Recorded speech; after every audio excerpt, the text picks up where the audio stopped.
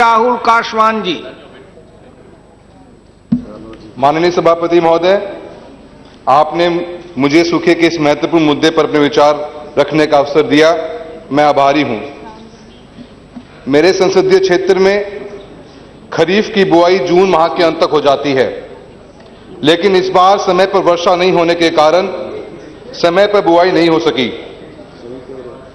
जुलाई के अंतिम सप्ताह में बरसात हुई, वह भी संपूर्ण क्षेत्र में नहीं होकर कुछ ही भाग में ही वर्षा हुई है।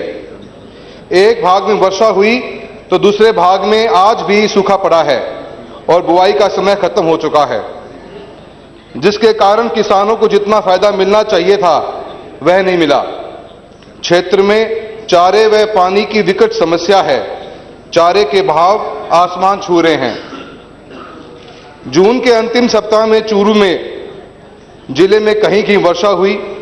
उसी दौरान किसानों ने फसल की बुआई की थी, लेकिन दोबारा वर्षा देरी से होने के कारण वह फसल खत्म हो गई और इसके कारण दोबारा तिबारा फसल की बुआई करनी पड़ी, जिसके कारण किसान बर्बाद हो रहे हैं। माननीय सभापति महोदय, मैं आपका ध्यान एक बात के लिए और बताना चाहूंगा कि Rajasthan government has demanded financial assistance from the centre in the wake of drought like situation. The state is facing over 80% rainfall deficit, leading to shortage of drinking water in many districts.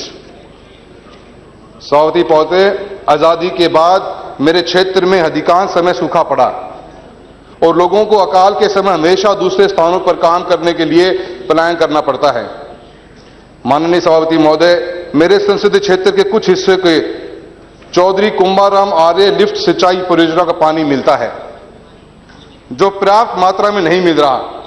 1981 में पंजाब, राजस्थान, हरियाणा के मध्य हुए पानी के समझौते के मुताबिक 8.6 MAF पानी राजस्थान को मिलना चाहिए था, जिसमें से 0.6 MAF पानी आज भी नहीं मिल रहा, जो पानी नर्मदा पानी के से भी ज्यादा है।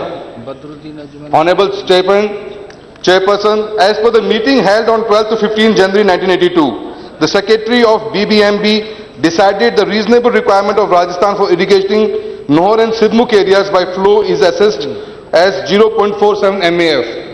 The Bhakra area being served by Southern Ghagar Canal and Jandwala distributary should be transferred to Rajasthan feeder and the water thus saved be diverted to Nahar and Sidmukh. Area to convey 0.30 MAF. The remaining 0.17 MAF shall be diverted to Rajasthan ex Nangal via BML after it is resorted to its original capacity. Taking immediate action for restoration of BML, its original capacity had already been decided in a meeting held on 7th of November 1981.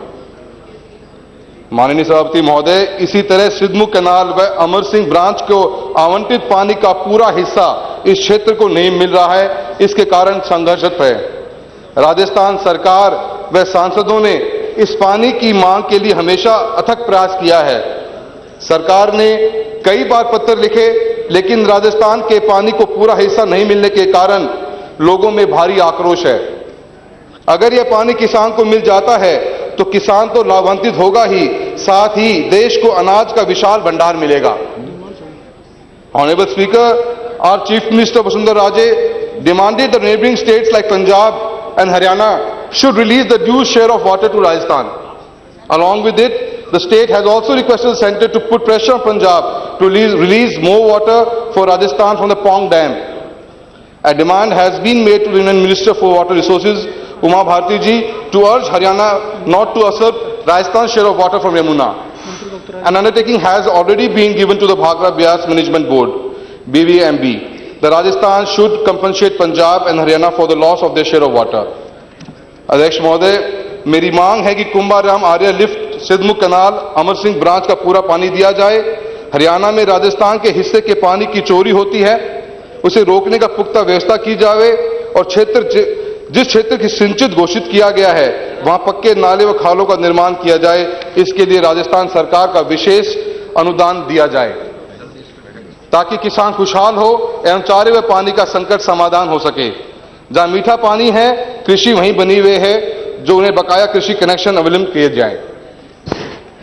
माननीय सभापति महोदय, मेरा पहले बार बोलने का मौका है, मैं आपसे 1 मिनट का समय और चाहूंगा। मैं किसानों की फसलों की फसल बीमा के बारे में कहना चाहूंगा।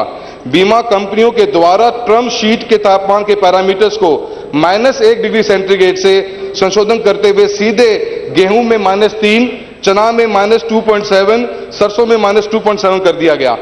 यह एक कठोर शर्त है। जो मापदंड अवैधानिक हैं, मौसम आधारित संयंत्रों के आंकड़े सार्वजनिक किए जाने चाहिए। फसल बीमा के लिए जो प्रीमियम में की गई बढ़ोतरी है वापस ली जाए। Please wind up, please. बहुत बहुत धन्यवाद सर।